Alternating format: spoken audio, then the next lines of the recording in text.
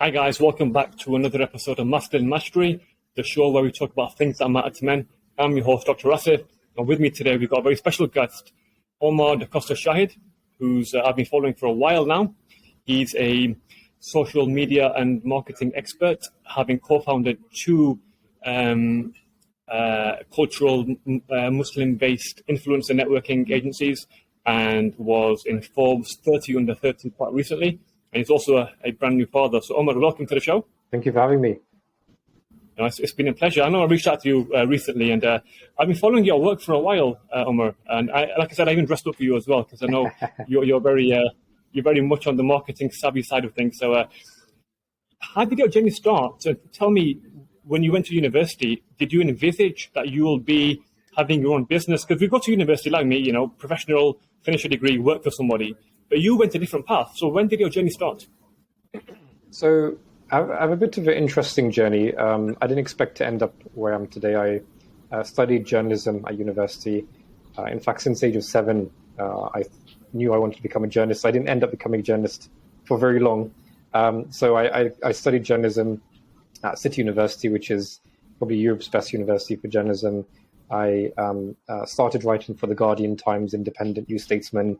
I covered everything from football to music, religion.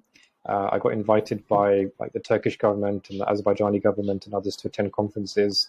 So I had a very short and sweet career, but then I had a very early retirement in my early 20s, which I wrote about why I left the journalism industry, which was largely because of sensationalism in the media. I didn't agree with some of the ethical practices. There was a lot of nepotism, white Oxbridge people hiring white Oxbridge people, and so on.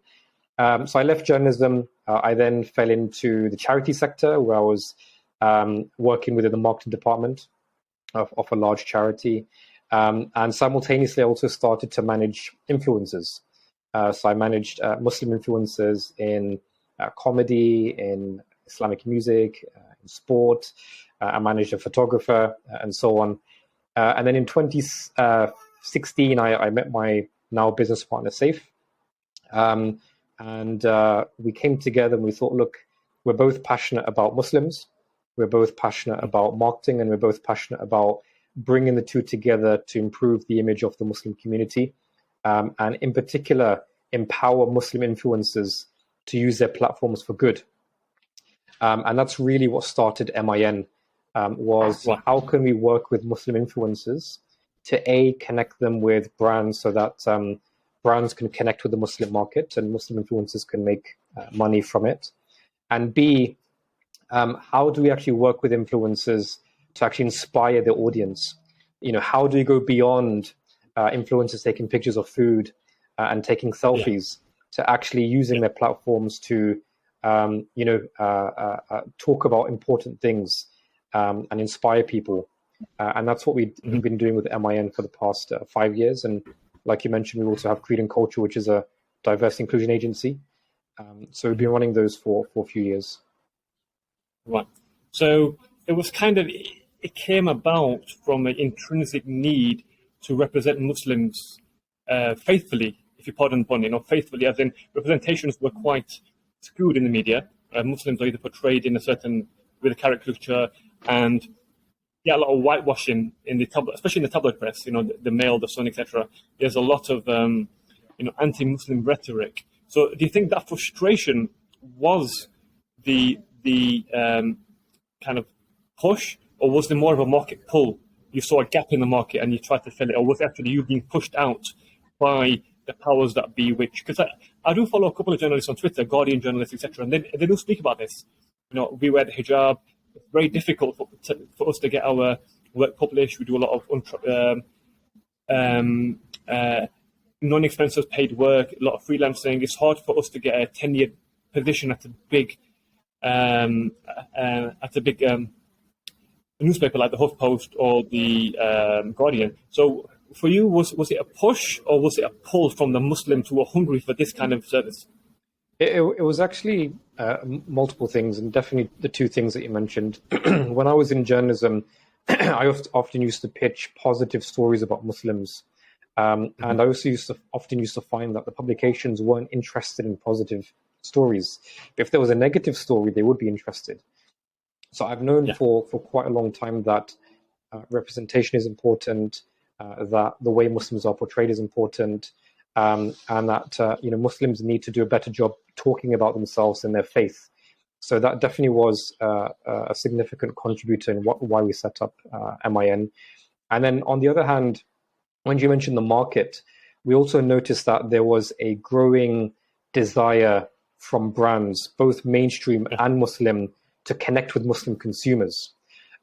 So there definitely was a growing appetite in this growing halal economy, which is growing every single year, and which is developing, at a growing rate, in not just from a financial perspective, but it's maturing in terms of how Muslims perceive consumption and business and so on. And I think just one small thing I would like to add is, I think it's really important for mainstream brands and for us as Muslims to see ourselves beyond consumers. We're not just consumers; we're also, creative. We're creative. We're human beings with spiritual endeavors, and I think when brands are thinking about targeting Muslims, they need to think beyond just the Muslim pound or the Muslim dollar, and think about Muslims as a community. What's important to them, and so on. Yeah, absolutely. And I think it's having that platform and that voice which agencies like yourself can offer. And there was a documentary about 2 years ago about the halal dollar and how it's worth, in the billions, especially in the Middle East. And in Southeast Asia now, Malaysia is a very big growing economy when it comes to halal banking, attire, financial services. Fintech's a big thing at the moment as well. So certainly, I think, your work will certainly mushroom up in the next few years, especially as a lot of things go remote. And there's more of the big brands now, such as Nike, Adidas, doing more modest, Muslim-friendly apparel. So what were the challenges then setting up your first company? I'm assuming you guys were in your mid-20s, you and your business partner? Yeah, we're mid-20s. Relatively minimal experience. My business partner had a successful clothing line previously. I also ran a marriage agency for about 6 months with my wife, but she went and did her master's and then left me, and I thought, I'm not running this by myself. So we were relatively new to business, made lots of mistakes along the way. But I think, like you said, the Muslim economy, the halal economy, Islamic economy, all interchangeable terms, whatever you want to use, has been growing year on year. And that's something that we're really invested in, is seeing the halal economy flourish, because we need it. Because the halal economy, it shouldn't just be based on the financial aspect of it. It should be the idea that the halal economy, Muslim economy, is based on Muslim principles. And we're in dire need today for an economy which is ethical, because the fundamental economy of our time and the way in which we do business is through a type of turbo capitalism, which basically is greed and profit at the expense of everything else. And if we can introduce a new way of doing business and a new way of doing economics, which Islam has its own answer to, I think it will be a massive help to our world moving forward. Yeah, absolutely. And you've seen what rising inflation prices do. You've seen what interest does to many impoverished nations, which are actually mineral rich, but they're fiscally impoverished because of interest rates, IMF, World Bank, etc., etc. And Islam provides a robust financial solution to this. And I remember there was an American spoken word poet, and he says, we as Muslims put the profit before profit. And I thought that is so deep, that's very poignant. And in the West, it's almost opposite. It's consumerism at its worst. So you've got communism in the East, and you've got consumerism in the West. And Islam is the perfect medium in between that, because we've got two extremes there, which really give you communism certainly gives you a ceiling for how much you can earn, and capitalism then gives you this massive disparity. And as a doctor, I know health inequalities and adverse health outcomes are proportional to health inequality, economic inequalities. There's something called the Gini coefficient. So if you measure a country's GDP, you can almost 99% accurately gauge the country's health outcomes, such as maternal mortality, child stillborn rates, polio rates, all these kind of metrics we have in public health. You can actually accurately gauge them based on a country's economic performance. Yeah. And these things go hand in hand. So your business partner, he was relatively young in the world of business. Did he have a background in business? Did he do an MBA or, because I know you came from a journalist background, but what about your business partner? So he has a background in law. He studied law at university, and then he had a successful startup in fashion. He was one of the first people, in my estimation, who worked with influencers on Instagram, almost 10 years ago when you didn't even have to pay them, when it was just starting. So he had a successful business, but he closed that down because the fashion line wasn't in line with his faith values anymore. So he became more practicing and shut that down. I think I was about 25 at the time, starting in he was about 26. But just on your point about, the economic system of our time, it's an interesting point you make that Islam is kind of the middle ground between the two extremes. And in fact, Islam is neither capitalist, neither is it Marxist, neither is it, communist. It doesn't fall into any ideology. It's its own unique entity that I think the world badly needs to learn from. And it has its own set of economic principles, which can stimulate GDP and growth and incentivize businesses to trade and consumers to buy and so on. So it's got its own internal mechanisms that I think are really important for today's world. Absolutely. And I think it's often overlooked, how can a faith have such a robust, comprehensive economic system?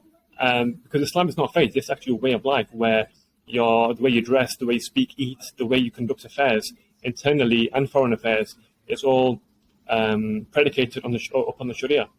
The interesting point you mentioned, Umar, was about the marriage app. So that was starting a business with your wife. Tell me about that, because I know marriage apps have got a lot of flack in the last 3 or 4 months, with Muzmatch changing into Muz and various, I think Salams now used to be something else before that. But, a lot of, many other apps exist. And even my friend, he's a good friend of mine, Dr. Sahib, he's a medic as well, started his own app. And this is a really booming market now. We are doing things online. COVID has really been the incentive for businesses to go online, digitization of matrimonial services. So tell me, was this before the COVID kind of pandemic, and what made it fail, and what did you learn from this 6-month startup?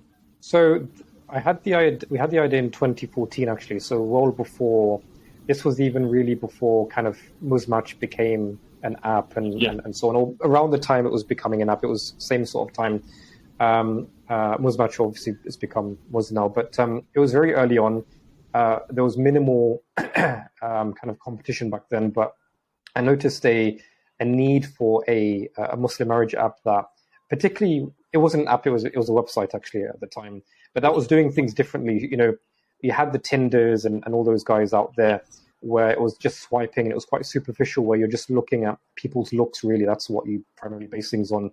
And we wanted to flip the script slightly and base it on personality first. So the way we devised it is you see the person at the end rather than at the beginning. So you see what's important to them, their personality, their faith values, and so on.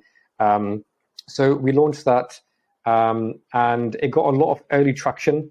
We had a lot of influencers promote it. It was actually called Alif and Ain, after my wife and my initials of our first name. So my wife is called Amina. Amina begins with Alif, and then my name, Omar, starts with the Ain in Arabic, so it's called Alif and Ain. So it did okay for the first 6 months.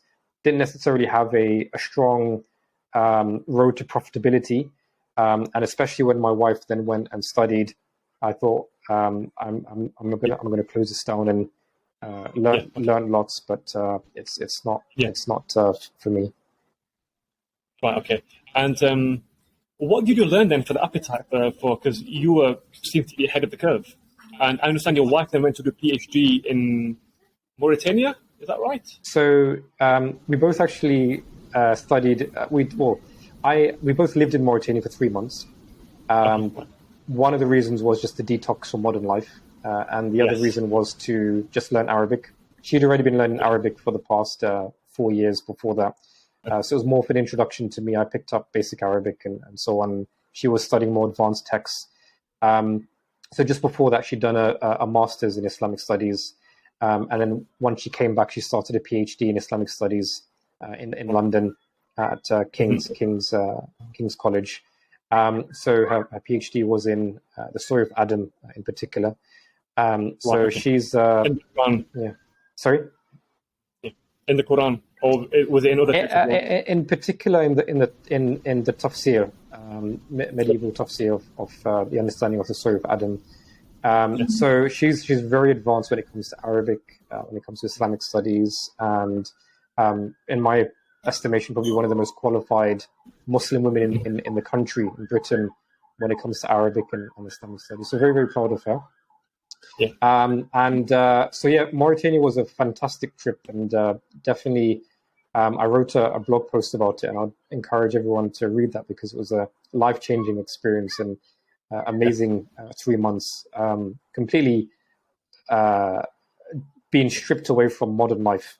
I'm not sure how we came onto that, but No, sorry, I was talking about you ceased the app because your wife went on to study. So it was like segue into the PhD. Because I saw a post, I think that you commented on, where it says the PhD, which is really good because, we need to, we need more Muslim women in academia. We certainly need more women at the forefront of teaching as well. And, does that form part of your work at Creating Culture? Because I know you do a lot of D&I work. Is Muslim women a big part of your kind of target market? I would say Muslims in general. Naturally, that means there's a lot of emphasis on Muslim women, but we're focused both MIN and Creating Culture on helping brands understand Muslims, and Creating Culture is more about understanding different faiths and different cultures. So Muslim women plays a part in that, and I think Muslim women are often a minority within a minority. And they don't get the visibility and exposure and the credit that they deserve. Yeah, it's the whole concept of intersectionality. So you've got your faith, and perhaps your colour, and then your gender as well. So you've got a triple whammy there almost. And you mentioned blog there, Omar. You wrote a blog after your trip to Mauritania, and another blog of yours that went viral, and it's actually one of the first times I came across you, was your how me and my wife met on Instagram blog. You read that? It went viral on Twitter. It went viral, and then I think you reshared it or you repurposed it on multiple platforms. So, can you just in real time, or because I know a blog never does justice, but what happened, and do you think that can happen now in today's day and age where social media has now become so laden with algorithms? There's no authenticity there anymore. Yeah, so I wrote that I think in 2014, and it was actually in the top 10 most read blogs in the entire world of that day on WordPress. And as you can imagine, there's tens of thousands of blogs written every day. And that was, I think Muslims love marriage. Muslims love talking about marriage, and that's why it went viral. I think it got 75,000 views in one day, that blog. So it went super viral, and it was just the journey and the exploration of how I met my wife and how it all came to be, and the coincidences and so on. Some reflections. So that was interesting moment. Have you thought about writing a book? A book? Did you say? Yeah. Yes. I've had a book on the radar for the past over 10, 15 years, and still hasn't come together. But I'm very interested in writing something about re-envisioning the future of the Muslim community. Right. and from both a inward perspective and outward perspective, what we need to do internally to improve our condition, what we need to do externally, how we can improve the socioeconomic status, specifically when it comes to wealth, influence, and power. Inshallah, I hope at some point in my life I can release that. You're still young, mashallah, and I know you've got your hands full at the moment. You mentioned marriage it's always on the front of particularly Muslim men's minds, and that's one of the things I talk about in my podcast. And we talk about marriage, mental health, we talk about marketing and general brand awareness, building our notability online, building our social presence. So in terms of why marriage is such a big problem, it's almost a dilemma now, because a lot of masjids aren't conducting, not a lot of masjids have matrimonial services. So I'm in Birmingham now, and mashallah, Central Mosque has a very big community active, women and men with the wali, etc. It's all done in-house. But a lot of masjids don't do that, particularly in smaller communities. Why do you think it's such a taboo, almost a taboo, in our let's say Muslim community, to actually outsource things to the masjid, to apps, to websites? Because I know people who got married via Musmak, and they never tell anyone they're married via Musmak. They never tell anyone. They never tell anyone they met online. It's always a taboo and it's hush hush. Do you think this is because it's relatively new? So there is still a lot of taboo around meeting people online. I think I was quite, maybe you could say, brave by announcing to the world that I met my wife on Instagram. But things are slowly changing, and marriage apps are becoming more normalized. I think we're still a few more years away until the taboo is broken. But especially when more and more millennials and Gen Z become parents, I think the shame of their children getting married on these apps will probably dissipate. So there's still a little bit of a way to go, but I think it's becoming definitely more normal now for people to meet online and even openly discuss it. I think it won't be long until it's very normal for majority of Muslims to say, I met my spouse online or on an app. Yeah, because it's only a natural way of working, because people now working from home, I suppose that colleague interaction has certainly been lessened with COVID.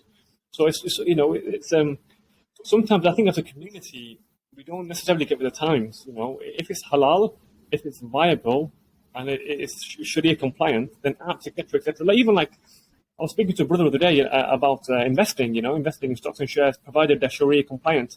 Even some cryptocurrencies, provided they're Sharia compliant. There has to be a nuance to it. Nothing is blanket haram and blanket halal. And I think we, as a community, we sometimes lose that nuance. And the work you're doing anyway is certainly breaking boundaries, it's pushing the boundaries, pushing the boat out as what Muslims are capable of. And what are the kind of big lessons you've learned from MIN and Creed & Culture regarding Muslims' perception of brand awareness? Like, are we still in a shell, or are some of us not coming out of that shell and actually being proud? We've seen Habib, we've seen Mo Salah, we've seen a lot of Muslim, celebrities and athletes now being proud to show their Islam. And you've seen that in some of the influencers as well? It's a big question. I think Muslims have a strange relationship with their own identity and with their faith.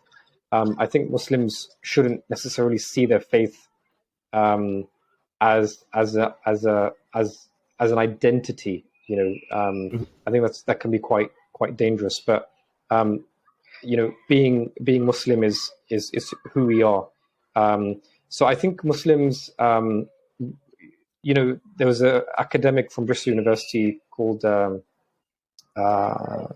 Dr. Tariq Madood, I think his name was, and he basically said that a lot of young Muslims have this conflict where, on the one hand, they're quite they want to kind of challenge the status quo and be disruptive and say, like, I am Muslim and I'm wearing the hijab and I've got a beard and so on. But then on the other hand, kind of internally, they can be quite insecure about their faith. So there's these internal conflicts that Muslims have with regards to influencers. I'm actually anti-influencer if that influencer is seeking fame. So I think being an influencer is important. The Prophet, peace be upon him, was the biggest influence, and he showed that influencing people is important if it's in the right way. But if you're seeking influence for the sake of fame, for the sake of notoriety, just to have a platform to be known, this is very dangerous and is massively disruptive spiritually to human beings. Otherwise, if you have a genuine talent to show to the world, there's nothing wrong with that. But one of the interesting things is that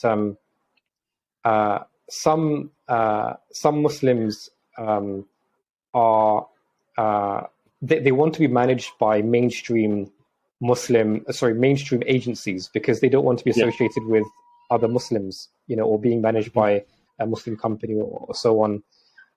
So I know I've said a lot of different things in the last couple of minutes, which may not be coherent, but there's a lot to talk about.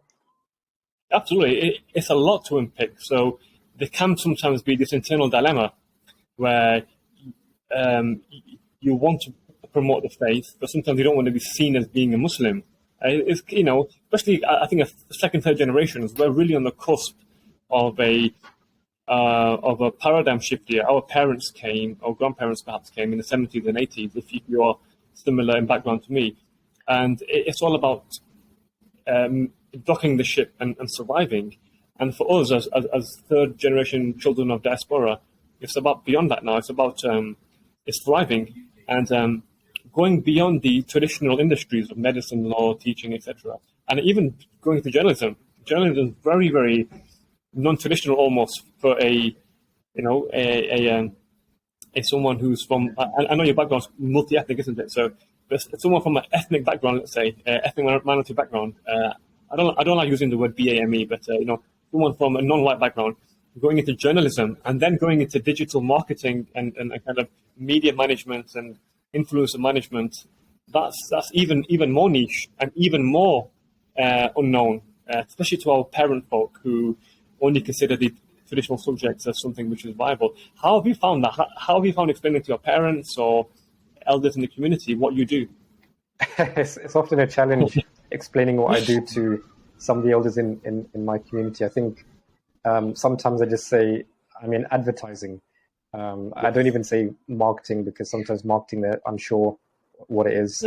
And then they'll say, advertising, what do you make commercials for TV or, and then I remember one time my one of my family members, like, I don't get what you do.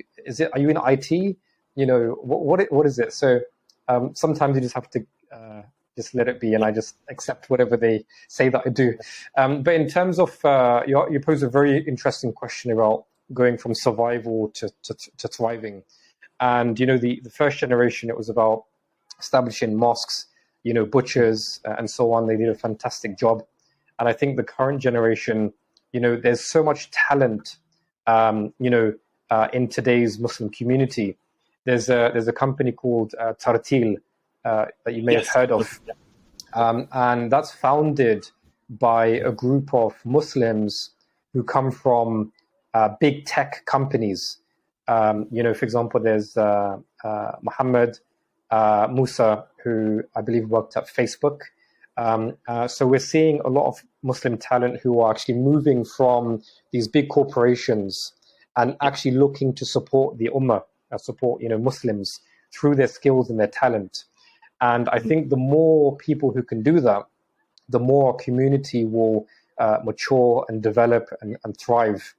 And it's particularly important that we have Muslims who are moving away from their comfortable jobs where they're in senior positions, not necessarily contributing much to the Muslim community, and actually working with those talented people to enhance the lives of everybody, and Muslims as well. So there is exciting things happening, and it's a reason to be optimistic.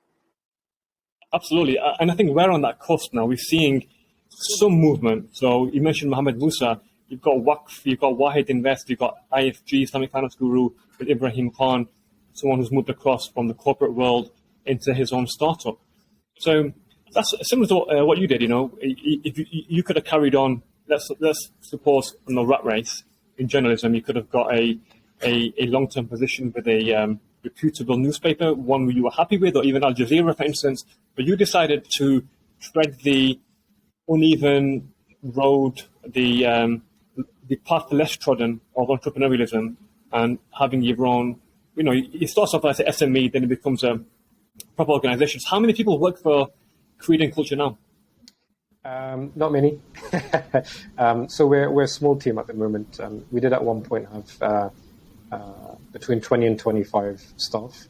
But due to strategic reasons and the recession and various other reasons, mistakes we made, we're now a very small team of just 5 people. So we now focus more on strategic consultancy, which is led by Saif and I. And then we have a whole series of freelancers and consultants who we work very closely with to deliver on a lot of our projects. So in terms of the core team, it's a small team. And then we have consultants that we work with as well. Right, okay. And you mentioned now, I think 3 times, mistakes. I'd love to dive deep into these mistakes, because one of my colleagues in business says, look, Asif, you never fail. You fail forward. You fail your way to the top.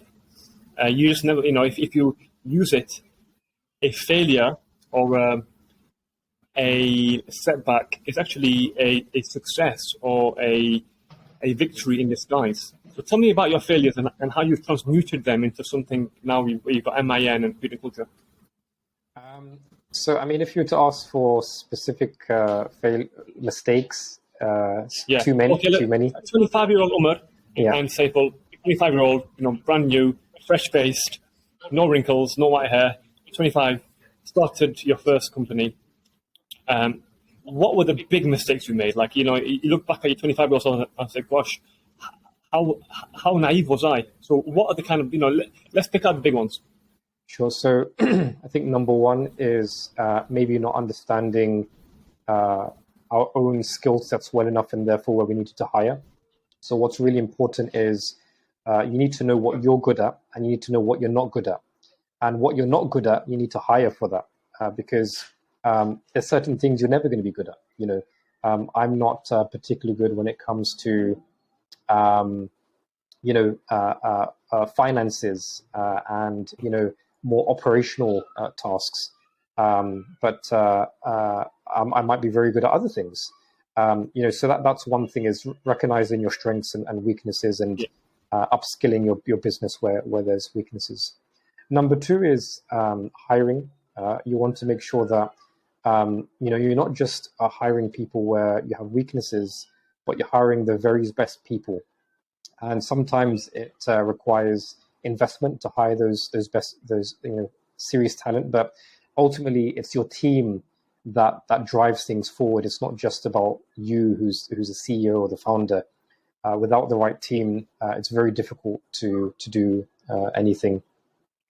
I think one other thing is the importance of keeping on top of your expenses. It's quite easy to make money. Not necessarily easy, but if you get the formula right and you have the right product at the right time, etc., you can make money. But then actually keeping that money, knowing how to budget properly, knowing what to spend on, what not to spend on, is really, really important. So I could go on, but those are just 3 things that come to mind for now. I think that's a similar theme with a lot of other business owners and entrepreneurs I've spoken to. Knowing when to shrink, knowing when to expand, and having that runway, and reinvesting some of your profit back into the business. And they often say, as a co-founder, it can be very easy to work in your business, but you should, if you want it to grow, if you want it to become more profitable, you should work on your business. So for now, what's your split? How much are you working in, and how much are you working on the business? Right now, we're working probably 50% on both in the business and on the business. So myself and Safe are delivering a lot more of the projects ourselves, Yeah. largely because, quite frankly, we're the best people to deliver on certain projects because of the expertise that are needed to deliver those. And then working on the business, it's important to work on the strategy and thinking about the long-term vision as well. Yeah. So certain days are spent in the business, certain days on the business. So it's an equal split. Equal split of that. And for people wanting to make the transition, like yourself, like Saiful, even like myself, because I went from medicine into coaching. So what advice would you give for people who want to leave the security and the safety net of a 9-to-5 corporate job or some kind of rat race, some kind of secure career ladder? What advice, what tips would you give for someone to take that, not risk, but calculated decision, moving on to the employed life into the self-employed /SME/business owner life? So the first thing I would say is running a business is not for everybody. Majority of businesses fail. Businesses is not easy. It can scar you. It can be quite traumatic. So don't have the false impression that a business is for everybody and you can just set up a business and everybody's successful. Most people aren't successful. So that's the first thing to keep in mind. The second thing is, you want to actually ensure that you have some savings before you set up your business, because often you will burn through cash very quickly, and often founders will put in their own personal money. And you have to be practical and pragmatic with the stage of life that you're at. For example, if you're, let's say, recently married or just about to get married, you should question whether starting a business is the right time for you, because you're going to need money for your living and your wedding and for, potential kids and so on. So you have to take all these considerations into account. One person interestingly said that they made sure they had 2 years worth of savings before they set up their company, which I thought was an interesting suggestion, because at least that you've got 2 years personal runway before you run out of cash. The other consideration is, what leverage do you have? For example, do you have a co-founder who is an expert, who's an influencer, who's a celebrity, that will give your business leverage from the beginning? Have you worked in the industry that you'll be setting a business up in? Because otherwise your learnings will be extremely steep, and you may not have 2-3 years to learn the trade. You want to get straight into it. So there are multiple considerations to take. It's never an easy decision, and there is no formula for knowing when to set up a business. It's very personal, but I would encourage everyone to be very practical and pragmatic about it. Otherwise, you can cause a lot of pain for yourself if you make hasty decisions. Yeah, exactly. It can be very costly, and I know a lot of people have remortgaged their house and sold their cars, etc., taking out big loans, when in reality, they should have had a sense check at the beginning and said, hang on a minute, what's my skill set? What can I leverage? And because there's one thing having a hobby and a passion, but can you make that into a business? That has to be a consideration, absolutely. And you see on Dragons then, a lot of people who are passionate but don't necessarily have the nous to actually scale the business. Because one thing I heard recently is it's actually easy to start a business, but it's hard to maintain and run a business. That's the hard part. And that's probably the stat you're giving. The 90% of startups failed within 1 year. And of them 10%, I don't know, maybe half fail after 5 years. So that's a stark stat.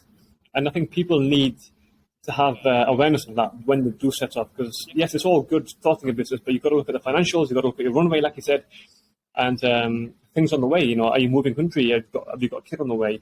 These are certainly considerations. The other thing I wanted to ask you on the line of the business, how important is it to have a business which not just is profitable, but you feel is valuable and ethical? Because we can have businesses which don't really offer value, but how important do you think it is as someone who wants to lead a fulfilling life to have a business which gives genuine value back to the community? So therefore, you're doing two things at once. I think it depends what you want in life. Some people are perfectly happy with having a business that simply makes money and turns revenue.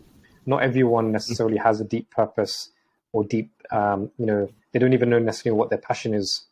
Yeah. So, you know, especially our parent generation, grandparent generation, when they set up businesses, most of them weren't thinking about purpose. They were thinking about survival and making money, making ends meet, and making money for their family. That was the primary objective. It's actually a relatively new thing for most people to start thinking about purpose, which, don't get me wrong, is extremely important. And I would encourage everyone to think about purpose because, for me, if you can make your business something beyond just making money and actually gives back to the community and empowers communities and helps people, then that's a win-win. You're making money for yourself and your family, but you're also helping other people. But there is plenty of evidence to show that purpose-based businesses perform better financially, culturally. There's a study by Brand Z, or Brand Z, if British term, which shows that businesses that are purpose-driven outperform businesses that aren't by 3 times. They make 3 times more money. And consumers today, especially millennials and Gen Z, they want businesses to be ethical and purpose-led because they're more likely to consume products from there because they align with their values. So there is a business case to really think about what you really want to achieve, what is the ultimate objective, what is the end goal, what is the purpose behind it. So that is the ideal situation, definitely. But you don't want it to be forced at the same time. You want to make sure that whatever the purpose of the business actually aligns with who you are as a person. Yeah, it makes sense. It kind of appeals to your inner philanthropist, your inner benevolent nature when you're actually buying a coffee and it's fair trade coffee, it's organically grown, the farmers have paid fairly, and you don't mind paying 20-30p extra, even £1 extra for that coffee.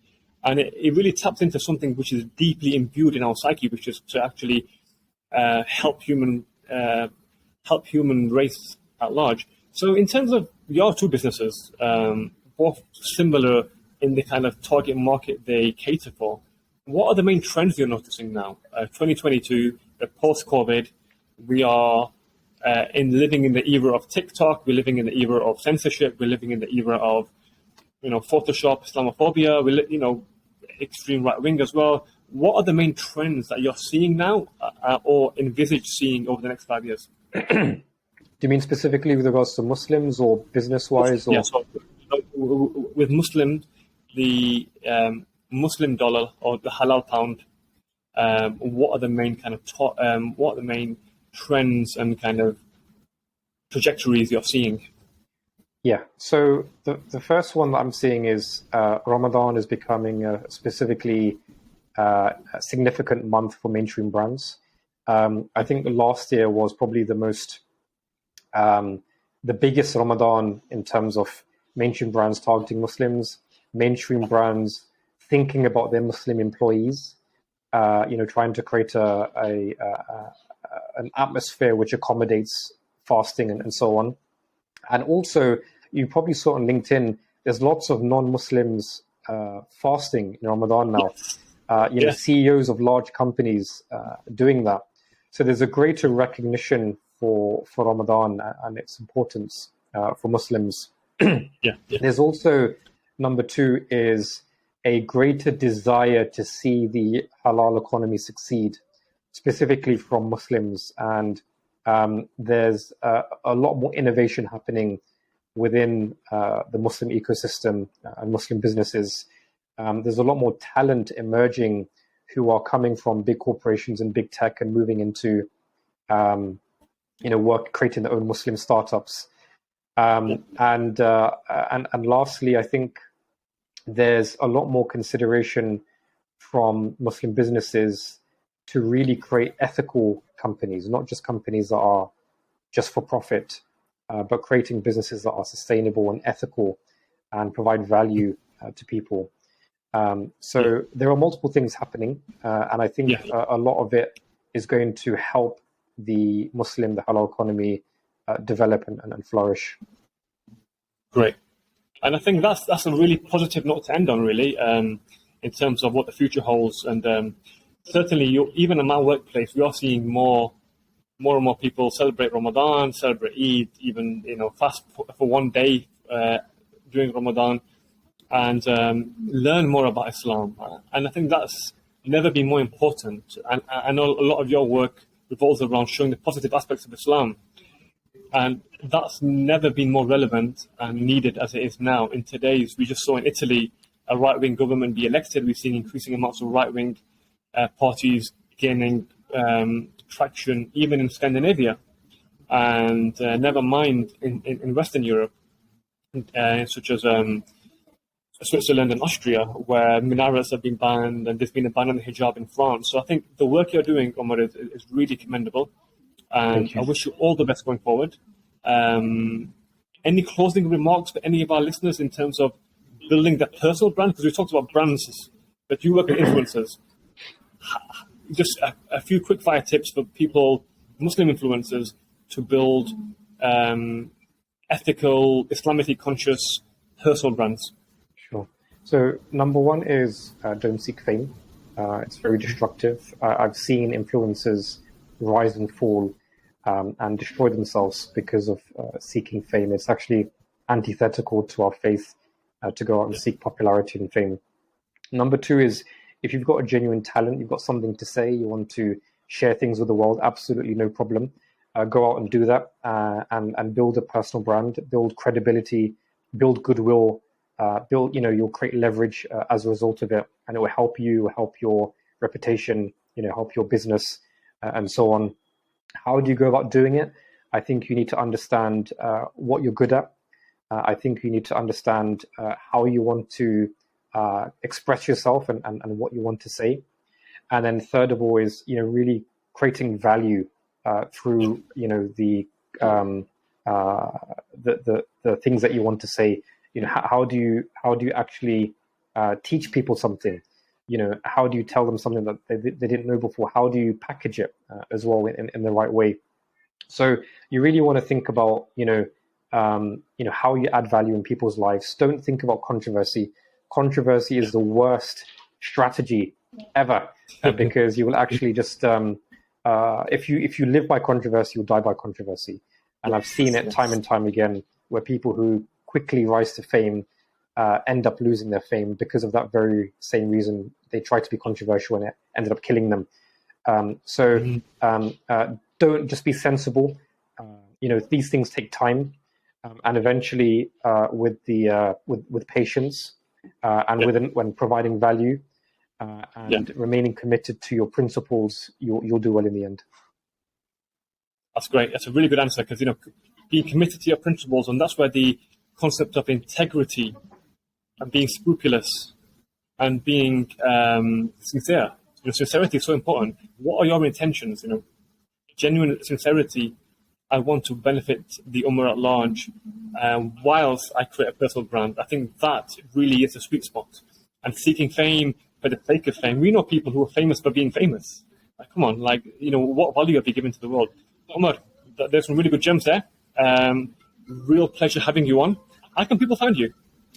The two main platforms that I use are LinkedIn. So you can type in Omar Da Costa Shahid. And then Facebook, where I've been slightly deplatformed by Facebook. They've unfortunately reduced my reach a lot, but I still post quite frequently. Again, Omar Da Costa Shahid. Those are the two main platforms. Connect with me, message me. Happy to chat to anybody. Great. And Creed and Culture and Muslim Influencer Network, I've got their own websites. That's right. We have a third brand within our group as well called Muslim, spelled with a V, MVSLIM, which is a global digital publication. Yeah. Magazine, That's right, online publication. So those are the three brands within our group. Great.